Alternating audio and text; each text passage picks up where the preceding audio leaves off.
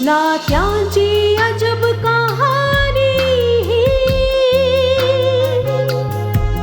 शतकांच्याही पलीकडली ही वाट जादू नगरीची, मोठी विचित्र कहाणी ही दोन आकाश धरेची प्रेम कथा, ती तर आहे स्वप्न परी। चंद्रमुखी चंद्रमुखी चंद्रमुखी चंद्रमुखी।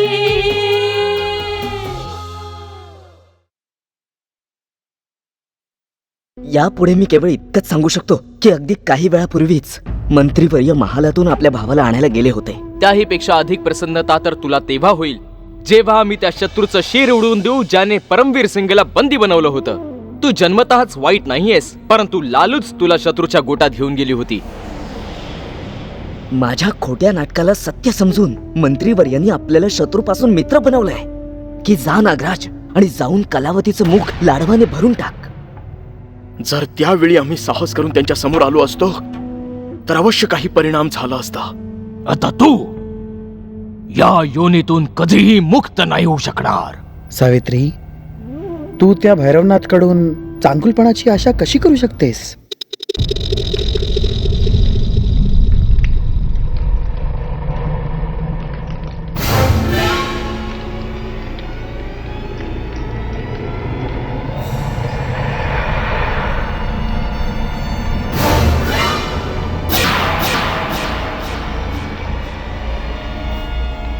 वत्स शिवकुमार, आम्ही जाणतो आहोत की तू इथे का आला आहेस।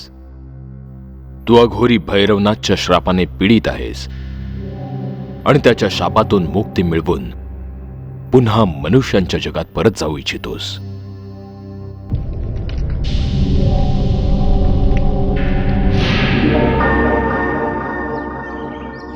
तुम्ही तर अंतर्यामी आहात महर्षी, न सांगताच सर्व काही जाणलं। महर्षी, मी आणि माझं कुटुंबीय सर्पयोनीच्या अभिशापामुळे खूप यातना सहन करतोय। या मायावी जंगलात केवळ तुम्हीच आहात जो आम्हाला मुक्ती मिळवून देऊ शकतो। महर्षी, काही मार्ग दाखवा। मनुष्य योनीत पुन्हा गेल्यानंतर मी आणि माझं कुटुंब जीवनभर तुमची पूजा करू। वत्सा, तू वेळ निघून गेल्यानंतर भेटला आहेस आणि हेच तुझं दुर्भाग्य आहे। आता काहीही होऊ शकत नाही। काही नाही होऊ शकत? महर्षी, हे तुम्ही काय सांगताय? जेव्हापासून मी तुम्हाला पाहिलं मला असं वाटलं की जणू साक्षात ईश्वर या वनात अवतरले आहेत। महर्षी, जर तुम्ही ठरवलं तर तुम्ही तुमच्या शक्तींनी आम्हाला त्या पाप्याच्या शापातून मुक्त करू शकता। जर हे आमच्या हातात असतं वत्सा, तर आम्ही तुला आज या क्षणी शापातून मुक्ती दिली असती। परंतु भैरवनाथाच्या शक्तींसमोर आम्ही विवश आहोत। जोपर्यंत तो आपल्या उद्देशात सफल नाही होऊन जात तोपर्यंत तुला या शापातून मुक्ती नाही मिळू शकत। मग महर्षी, आम्ही काय करावं? काय आहे त्याचा उद्देश? काय हवंय त्याला आमच्याकडून? आम्हाला तर हेही माहित नाही। धीर धर वत्सा, आम्ही तुला सर्व काही सांगतो, सर्व काही सांगतो। भैरवनाथला आपल्या तांत्रिक शक्तींना अधिक प्रबळ बनवण्यासाठी 21 मनुष्यांचा बळी पाहिजे आहे। 21 मनुष्यांचा बळी? हो वत्सा, 21 मनुष्यांचा बळी, अर्थात 21 मनुष्यांचे प्राण पाहिजे आहेत. ज्या दिवशी तू आणि तुझं कुटुंब 21 मनुष्यांचे प्राण घेऊन त्याला त्याच्या उद्देशात सफलता मिळवून द्याल, त्या दिवशी तो तुम्हाला तुमच्या शापातून मुक्त करेल. जोपर्यंत आम्ही 21 मनुष्यांचे प्राण नाही घेणार तोपर्यंत आम्हाला मुक्ती नाही मिळणार. नाही, कदापि नाही. जर तू किंवा तुझ्या कुटुंबाने भैरवनाथाच्या इच्छांची पूर्ती नाही केली तर तो कदाचित तुम्हाला आपल्या तंत्रविद्येने भस्म करून टाकेल. महर्षी, आता जे व्हायचं ते होऊ द्या. मी निर्दोष मनुष्यांच्या मृत्यूचा अभिशाप आपल्या डोक्यावर नाही घेणार. आता भले माझे प्राणही जावोत, मी त्याला त्याच्या नीच कृत्यात कधी सफल नाही होऊ देणार. महर्षी, का काही दुसरा उपाय नाहीये? आता काहीच उपाय उरला नाहीये वत्सा, कारण 21 मनुष्यांच्या बळीनंतर भैरवनाथ एकटा रूपनगरचा सम्राट बनू इच्छितो. तो राजकुमारी चंद्रमुखीवर प्रेम करतो, तिला आपली राणी बनवू पाहतोय. आता जोपर्यंत तू 21 मनुष्यांना शवात परिवर्तित करत नाहीस, तुझी मुक्ती असंभव आहे. आता 21 मनुष्यांचे प्राणच तुला या शापातून मुक्ती देऊ शकतात, अन्यथा तुझं भाग्य कोणी नाही बदलू शकत. महर्षी, आमचं भाग्य बदलो ना बदलो, परंतु मी त्या पाप्याचं भाग्य अवश्य बदलेन. त्याला त्याच्या उद्देशात सफल नाही होऊ देणार मी. ही माझी प्रतिज्ञा आहे. महर्षी, मला आज्ञा द्या.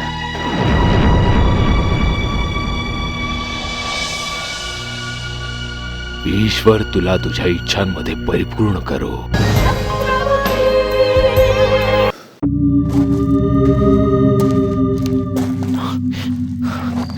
ओम ह्रीं क्लीं फट् काल भैरवाय नमः.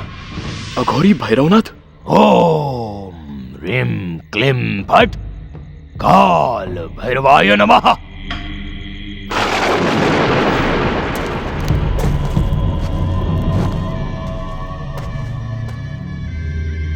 काल भैरवाय नमः.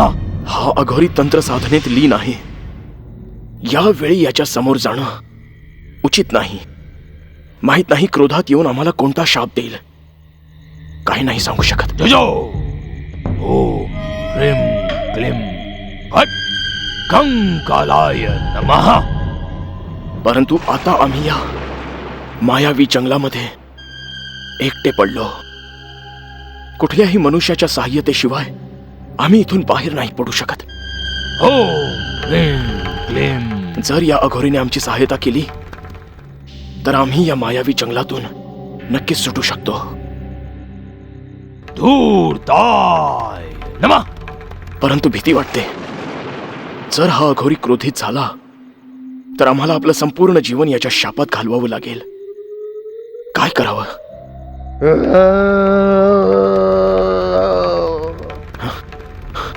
ही कसली माया आहे? ओम जय महाकाल. शीर नसलेला मनुष्य याच्या समोर जाऊन का उभा आहे? बादल सिंग, का आलायस तू इथे? काय तुला जाणीव नाही की आम्ही तंत्र साधनेत लीन आहोत? मला माझं शीर परत दे भैरवनाथ. महिनोन महिने मी आपल्या शिराच्या शोधात साऱ्या जंगलात भटकून आलोय, परंतु कुठेही मला माझं शीर नाही सापडलं. तुला तुझं मस्तक कुठेही दिसणार नाही बादल सिंग, कारण तू आमचं कार्य पूर्ण केलं नाहीयेस. आणि जोपर्यंत तू मनुष्यांना शोधून शोधून आमच्या समक्ष घेऊन नाही येणार, तोपर्यंत तुला असंच मस्तकहीन जीवन व्यतीत करावं लागेल. इतका कठोर दंड नका देऊ महातांत्रिक. मी सर्व जंगल शोधलं आहे, परंतु कुठेही मनुष्य दृष्टीस नाही पडत. शिराशिवाय कल्पनेच्या डोळ्यांनी कुठे या घनदाट जंगलात मनुष्याचा शोध घेऊ. मी खूप थकलो आहे. इथे मनुष्यच काय, पशु पक्ष्यांची भेट होणं ही असंभव आहे. असंभव असंभव कार्याला संभव करून दाखवणं हेच महान तांत्रिक अघोरी भैरवनाथचं लक्ष्य आहे. तू आपल्या या स्थितीचं विश्लेषण कर. मस्तकहीन असून सुद्धा तू महिन्यांपासून जिवंत आहेस. अन्न जल ग्रहण न करताही तुझा श्वास सुरू आहे. या असंभव कार्याला आम्ही आपल्या तंत्रसिद्धींच्या बळावर सिद्ध करून दाखवलं आहे. आणि सोबतच हे सिद्ध केलंय की आमच्यापेक्षा बलशाली, आमच्यापेक्षा शक्तिशाली या संपूर्ण विश्वात कुणीही नाहीये. एकोहम द्वितीयो नास्ति, न भूतो न भविष्यति. जाणतो की महातांत्रिकाच्या तंत्र साधने तुमच्यापेक्षा मोठा साधक या पृथ्वीवर दुसरा कुणी नाही. परंतु तुम्ही मला खूपच कठीण कार्य सांगितलं आहे. रूपनगराच्या या मायावी वनात मनुष्यच काय, मनुष्याची सावली दृष्टीस पडणं ही असंभव आहे. तुम्ही मला एखादं दुसरं कार्य सांगा महातांत्रिक. हे कार्य माझ्या हातून नाही होणार. बादल सिंग, आम्ही जे कार्य तुला सोपवलं आहे ते पूर्ण केल्याशिवाय तुझा शिर तुला कधीही प्राप्त होणार नाही. मस्तकहीन मानव, कठीण कार्य संपन्न केल्यानंतरच ही भयंकर तंत्रसिद्धी प्राप्त होते. जा आणि या मायावी जंगलातून मनुष्यांना शोधून शोधून आमच्या समक्ष घेऊन ये. 21 मनुष्यांच्या रक्ताने काळ भैरव रक्ताभिषेक केल्यानंतर रूपनगरचं साम्राज्य आमच्या अधिपत्याखाली ये. जा, शीघ्र जा. शीघ्रातिशीघ्र आमचं कार्य संपन्न कर. अन्यथा तुझ्या मस्तका पश्चात आम्ही तुझ्याकडून तुझे प्राणही काढून घेऊ. जा, शीघ्र जा.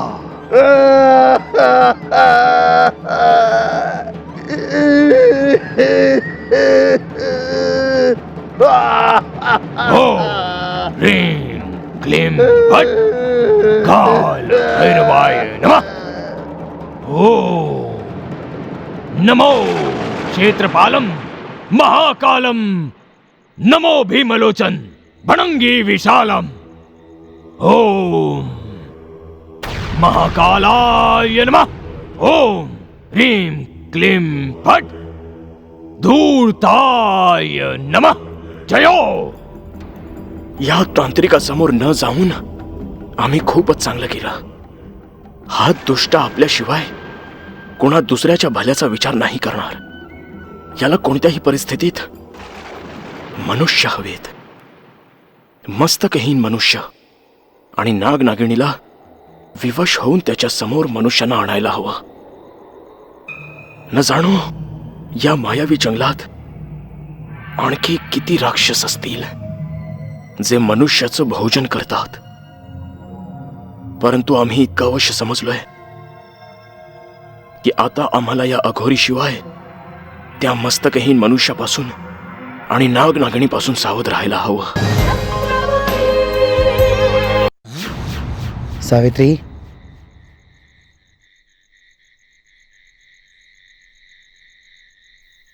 आपल्याला सर्पयोनीतून तेव्हाच मुक्ती मिळेल जेव्हा आपण त्या पापी भैरवनाथाचं कार्य पूर्ण करून देऊ.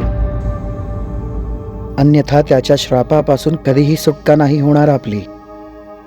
महर्षींनी मला हेच सत्य सांगितलं आहे. जर हेच सत्य आहे तर आता मी गप्प राहणार नाही. रूपनगराच्या जंगलात येणाऱ्या प्रत्येक मनुष्याला मी दंश करून समाप्त करेन. मी मनुष्याच्या भीतीने लपणार नाही, तर त्यांच्या नजरेसमोर येऊन त्यांचे प्राण घेईन. नाही सावित्री, अशी चूक कधीही नको करूस. कोणत्याही मनुष्यावर आक्रमण नको करूस. जर तू आपल्या क्रोधावर संयम नाही ठेवलास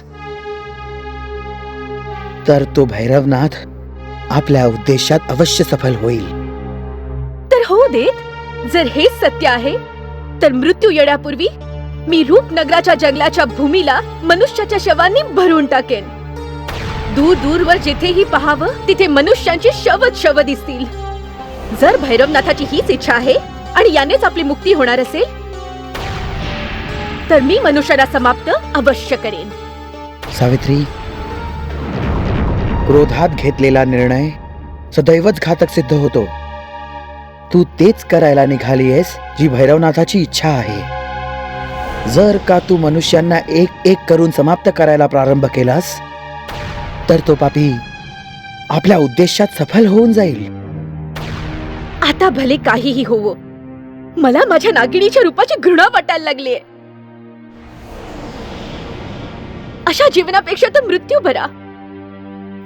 सावित्री, आपल्या मृत्यूचं मला भय नाही वाटत, परंतु भैरवनाथाच्या मृत्यूनंतर जर मला मृत्यू आला तर मी सुखाने मरू शकेन. कारण भैरवनाथ आपल्या उद्देशात सफल होताच साऱ्या रूपनगरात त्राही त्राही माजेल. त्याच्या सम्राट बनण्याने सर्व देवी देवताही रुष्ट होऊन आपल्या रूपनगरातून निघून जातील. इथे राक्षसांचं अराजक माजेल. सावित्री, जर असं घडलं तर त्या पापात आपण दोघेही भागीदार असू. कारण आपण मनुष्यांना समाप्त करून त्या भैरवनाथाला शक्तिशाली बनवत आहोत. आपला हाच दोष असेल. तर मी काय करू? मग काय आपल्या मुलांना असं सर्पाच्या रूपात पाहत राहू, ज्यांना मी मनुष्याच्या रूपात जन्म दिला होता? जेव्हा मी त्यांना पोटावर असं सरपटत चालताना पाहते तेव्हा माझा जीव घायाळ होतो. असं वाटतं की जणू त्यांच्या या त्रासाचं कारण आपण आहोत. जर आपण त्यांना जन्म दिला नसता तर त्यांना आज हा दिवस पाहावा लागला नसता.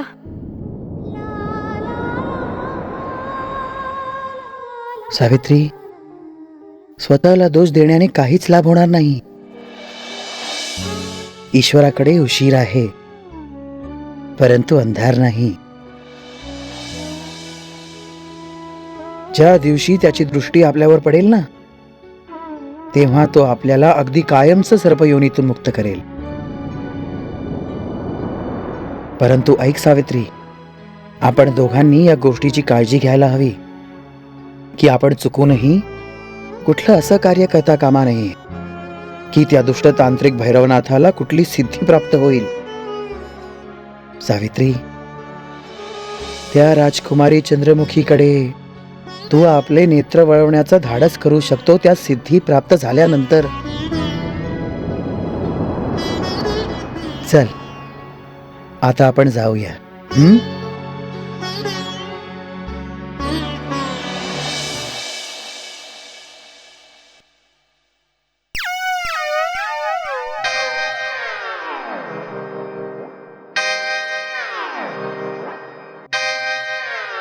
चंगू मंगू,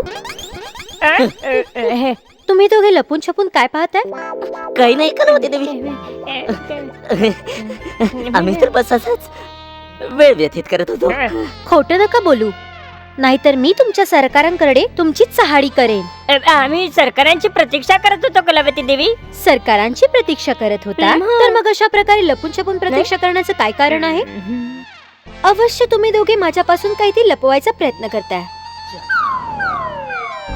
तुमची काहीतरी भानगड नक्कीच आहे. कलावती देवी काही भानगड नाहीये. सत्य तर हे आहे की आम्ही त्यांच्यापासून सुटका होण्यासाठी इकडे तिकडे लपत फिरतोय. परंतु तुम्हाला तुमच्या सरकारांपासून सुटका का करून घ्यायची आहे? काय तुम्हाला महालात कसला त्रास होतोय? त्रासच त्रास आहे कलावती देवी. जर तुम्ही निर्धन असाल तर महाल असो किंवा झोपडी कुठेही मन रमत नाही ना. आणि तुम्हाला तर माहिती आहे कलावती देवी, किती महिन्यांपासून आम्ही दिवस रात्र त्यांचं कार्य करतोय आणि ते एक नाणं सुद्धा आम्हाला देत नाहीत. आणि जेव्हा आम्ही धनाची गोष्ट काढतो तेव्हा ते आम्हाला मारायला धावतात. तुम्हीच सांगा कलावती देवी, आता धनाशिवाय आम्ही आमचं पोट कसं भरायचं? आमचं लहानसं तर पोट आहे, तेही नीटपणे नाही भरू शकत तर सरकारांची चाकरी करून काय लाभ आहे? आम्हाला आमचं जीवनही घडवायचं आहे ना. आम्ही तर सरकारांनाही सांगितलं की जर आजपर्यंतचं वेतन आम्हाला नाही मिळालं तर आता आम्ही त्यांचं कार्य नाही करू शकत. मग तुमचे सरकार काय म्हणाले तुम्हाला? हे ऐकताच सरकारांनी आम्हाला फुलदाणी फेकून मारली. आता आम्ही दोघे त्यांच्यापासून आपले प्राण वाचवून फिरतोय. समजत नाहीये कलावती देवी, आता आम्ही दोघांनी जावं तर जावं कुठे? या संपूर्ण विश्वात आमचं कोणी नाहीये कलावती देवी, कोणी नाहीये. तुम्हा दोघांवरचं संकट पाहून मला समजत नाहीये की मी तुम्हाला काय सल्ला देऊ. पण जर तुम्ही माझा सल्ला ऐकाल तर तुम्ही दोघे जाऊन आपल्या सरकारांची क्षमा मागा, नाहीतर विद्रोहाच्या अपराधाखाली ते तुम्हाला मृत्यूदंडही देऊ शकतात. काय मृत्यूदंड? हो, मृत्यूदंड. तुम्ही धुवा सिंगची सेवा करायला मनाई केलीये, ही गोष्ट ते सहन नाही करू शकणार आणि मग ते क्रोधित होऊन काहीही करू शकतात. चंगू मंगू,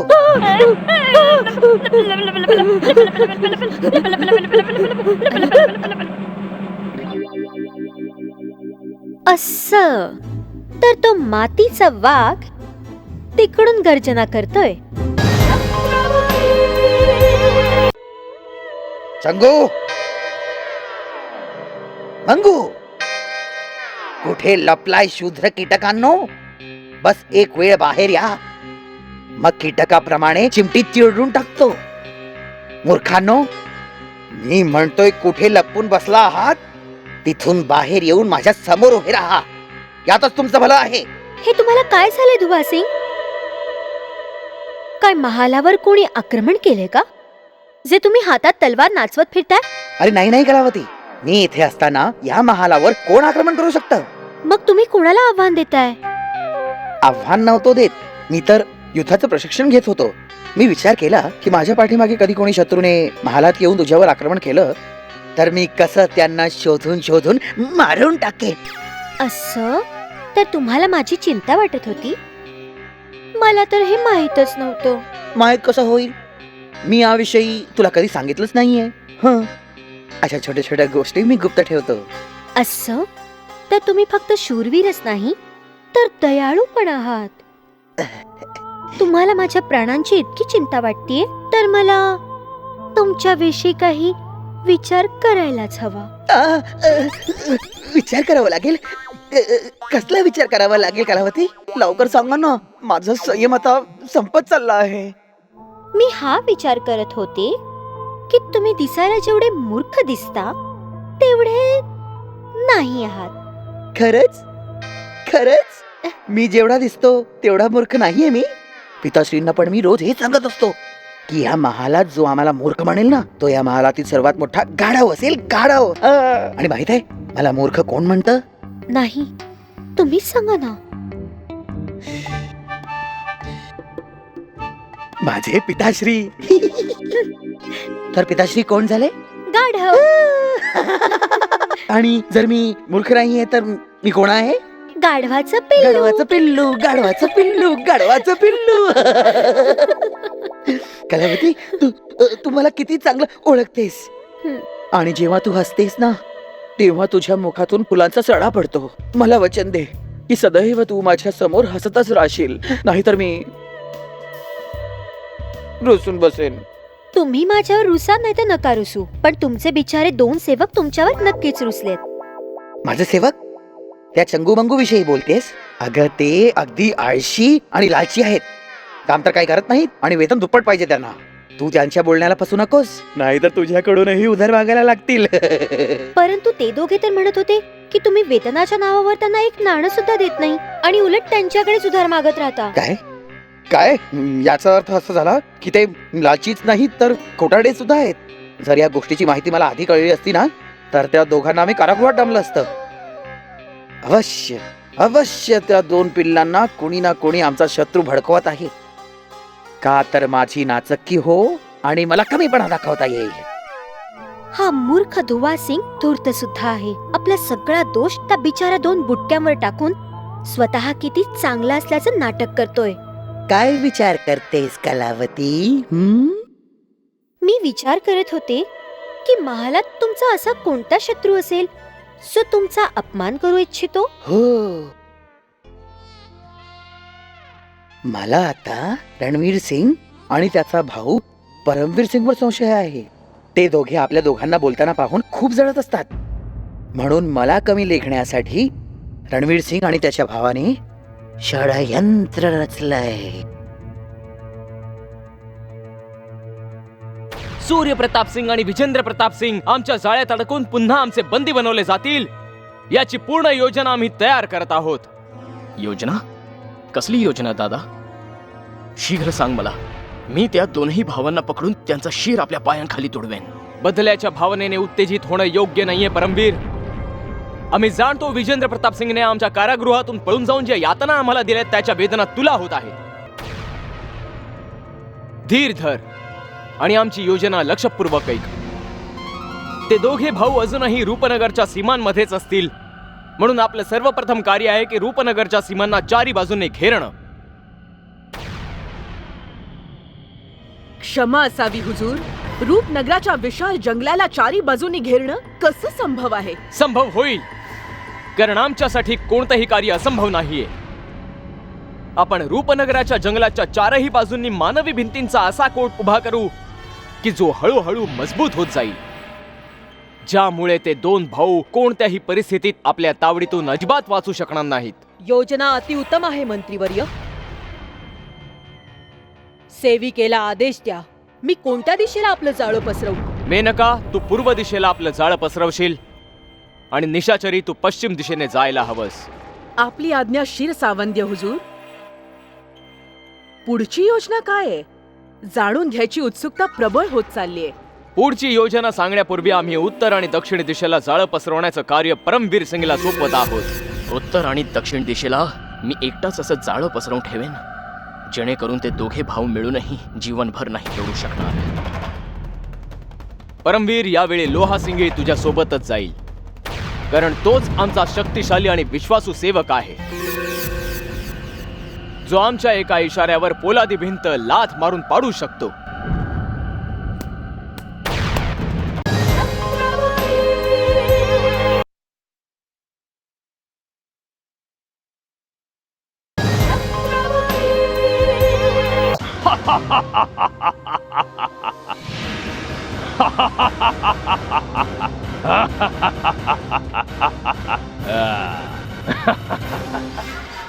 लोहा सिंग नाव आहे माझं.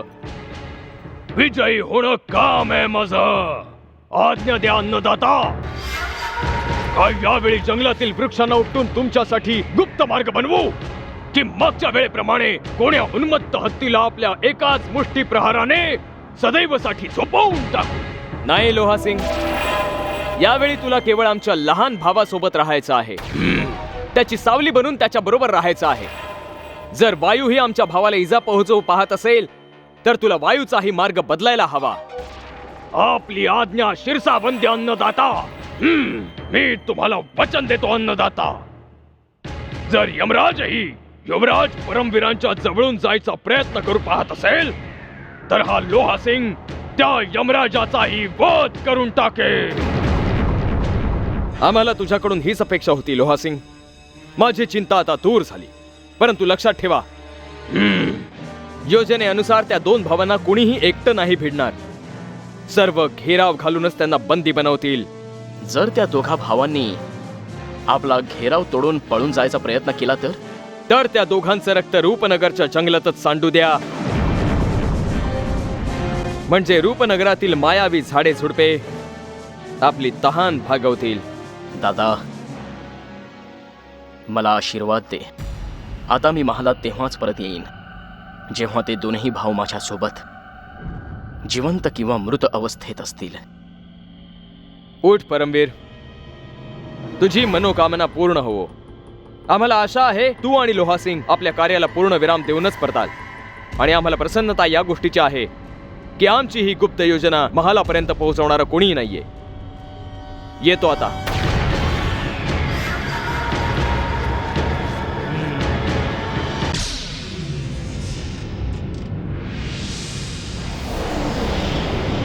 हुजूर, इतक्या तीव्र गतीने आपण कुठे चालला आहात? असं वाटतंय महालाबाहेर एखादी महत्वाची योजना बनवून परत आला आहात. योजना? याचा अर्थ असा की कोणी आमचाच सेवक आहे जो कलावतीला आमच्या गुप्त योजनांविषयी माहिती देत आहे. अन्यथा महालात प्रवेश करताच कलावतीने आम्हाला अशा प्रकारे नसतं अडवलं. काय विचार करताय हुजूर? मलाही सांगा ना की आजकाल आपण कोणत्या योजनेवर कार्य करत आहात? कलावती, आपल्या मर्यादेत राहा आणि आमच्यावर दृष्टी ठेवणं बंद कर, अन्यथा याचे परिणाम खूप वाईट होतील. मी असं काय बोलले जे तुम्ही माझ्यावर क्रोधित झालात? मी तर तुमची विचारपूस करत होते हुजूर. आम्ही चांगलं जाणतो की तुला काय जाणून घ्यायचं आहे. ज्याच्या बळावर तू इतकी उन्मत्त झाली आहेस कलावती, आम्ही त्याला उद्ध्वस्त करून टाकू. वेळ आल्यावर आम्ही त्याला मृत्यूची निद्रा देखील देऊ. हे तुम्ही काय बोलताय हुजूर? छोट्याशा गोष्टीवरून तुम्ही मला मारण्याचा निर्णय घेतलात? मी तर तुमच्या योजनेविषयी असंच बोलून गेले होते, परंतु आता मला कळलंय की तुम्ही खरोखरच अशी योजना बनवली आहे. कसली योजना? मला वाटते की तुमच्या सर्व बंदी युवराजांमधील विजेंद्र प्रताप सिंग जो तुमच्या कारागृहातून पळून गेला होता, त्याला पुन्हा पकडण्याची नवी योजना तुम्ही बनवली आहे. कोण आहे जो रणवीर सिंगच्याच विरोधात चाल खेळू पाहत आहे? आजकाल तुम्ही प्रत्येक गोष्टीवर खूप क्रोधित होता. आधी माझं बोलणं तर पूर्ण होऊ द्या, तर लक्ष देऊन ऐका. आजकाल महालात अशी चर्चा चालली आहे की तुमच्या गुप्त योजनांचा समाचार लवकरच महाराजांच्या कानापर्यंत पोहोचणार आहे. जरा सांभाळून राहा हुजूर, कारण महालात तुमचे मित्र कमी आणि शत्रू जास्त आहेत. कलावती, आम्ही सर्व जाणतो कोण आपलं आहे आणि कोण परक, परंतु आता आम्ही काळाचं चक्र पाहून शांतच बसलोय. वेळ अनुकूल येऊ दे, मग बघ आम्ही आमच्या सगळ्या शत्रूंना एक साथ समाप्त करून टाकू. परंतु तू आम्हाला हे सांग की कोण आहे जो महालात आमच्याच विरोधात षडयंत्र रचत आहे? योग्य वेळ आल्यावर तेही कळेल हुजूर, परंतु यावेळी मी कुणाचीही उणीधुणी नाही सांगू शकत. काय माहित ते सत्य सांगतायत का तुम्ही? मला वाटतं की काहीतरी गडबड नक्कीच आहे, नाहीतर तुमच्या चेहऱ्यावर अशा घाबरलेल्या पुसट रेषा दिसल्या नसत्या मला. सांभाळून राहा हुजूर. मी येते. हा,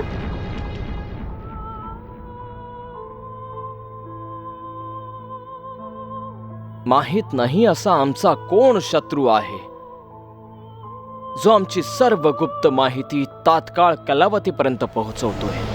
अवश्य तो शत्रू आमच्याच आसपास लपून राहिला आहे किंवा आमची दृष्टी त्याला ओळखत नाहीये. बस एक वेळ आम्हाला तो कोण आहे हे कळावं, मग त्याच्या बरोबरच आम्ही कलावतीला सुद्धा मृत्यूची चिरनिद्रा देऊ.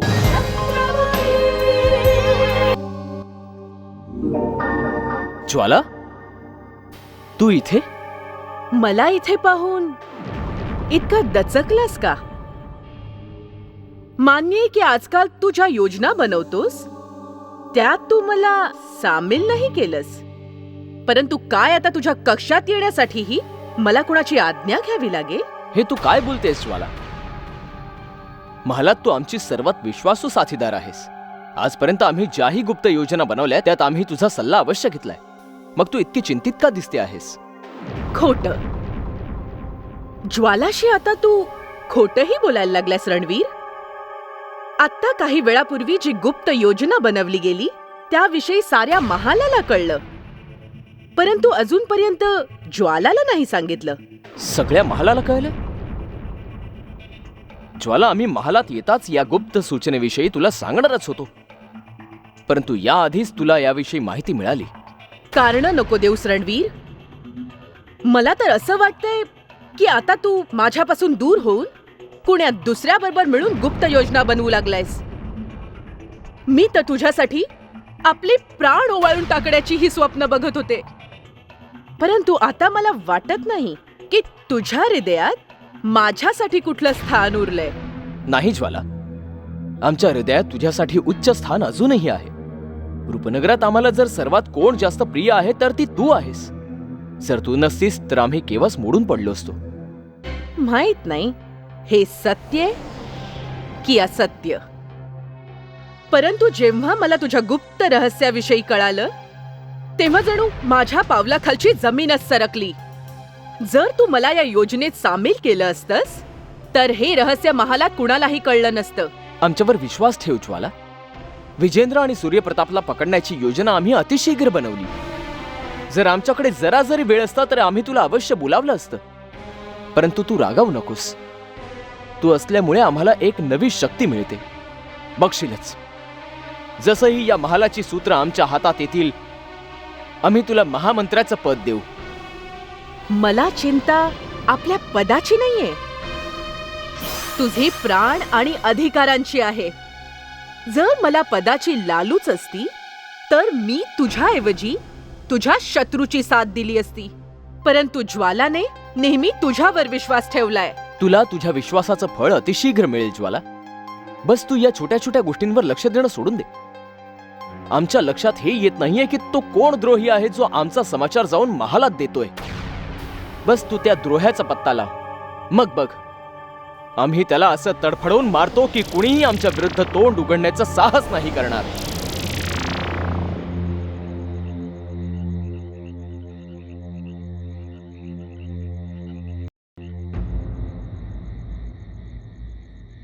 अभय सिंग, रणवीर सिंगच्या योजनेविषयी तुझी माहिती 16 आणि सत्य ठरली आहे. हे घे तुझ्या गुप्त सूचनांची भेट.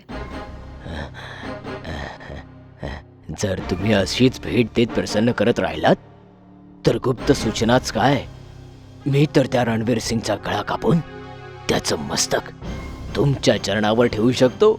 योग्य वेळ आल्यावर मी तुला त्याचाही आदेश देईन, परंतु यावेळी तू रणवीर सिंगच्या अधिकाधिक गुप्त सूचनांची माहिती गोळा कर.